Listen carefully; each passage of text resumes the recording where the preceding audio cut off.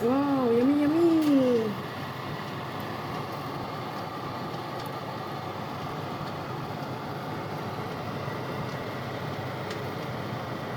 Yan. Sarap.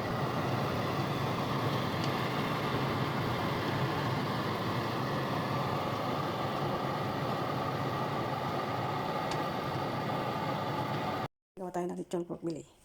So medyo malaki yung nabili natin. Ibabad muna natin. Kasi matigas. Yan, ibabad muna natin kasi matigas siya. Pabibili. Tapos habang ginagawa yung ingredients. Ito yung kailangan natin. Itong Korean, ano tawag nito?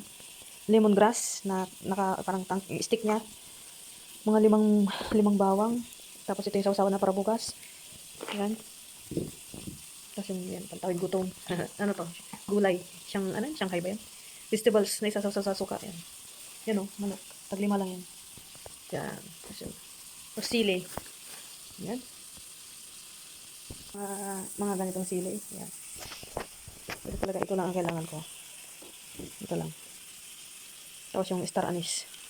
Toyo, mantika, asin, paminta.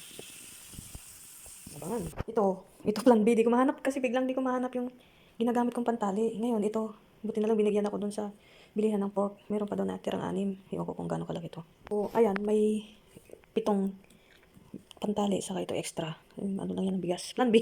Bigla ko di mahanap nung bago ako magbakasyon kasi may inuwi pa ako. Tapos, hindi ko na alam kung saan ko nilagay. Kaya yun. Hindi ko naman na maano kasi ang dami kong ginagawa. Busy pa. Tapos ito, pang share lang sa Christmas. Masyadong maliwanag.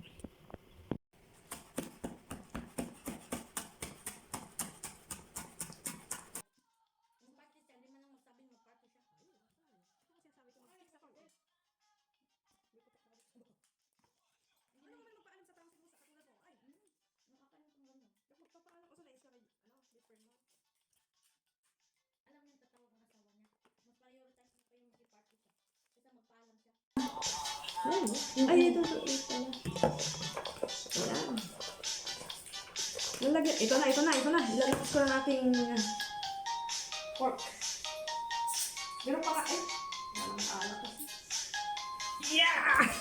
Ito na, guys! Tarang. Yeah. Mama. Dapat na-mix yung bala na dyan. Ito na, guys, yung tangulag. Kasi si Mama Hasa ko, ayaw man ako sa magtali-tali ba. Di binigyan na kita ng pantali? Di ba, yung straw? Wala, buti na lang, maghanap pa ako, sabi wala. Huwag yan. Hindi ko man yan, Ito gamitin mo. Ang help ko lang sa sarili ko kasi wala ko sa magtali. You understand? Huwag pwede naman gamitin mo ulit yan. Tapos, pag ready ko, inaalis ko naman. Pagpapainit ka, hindi mo siya pwede kasi Hindi mo na yung ginagawa ko ngayon, hindi mo na yung ginagano? try ko lang. Kaya natin, iba naman sa merkado, Para hindi man ito meron na siyang talagang lasa para sa loob. Di ba?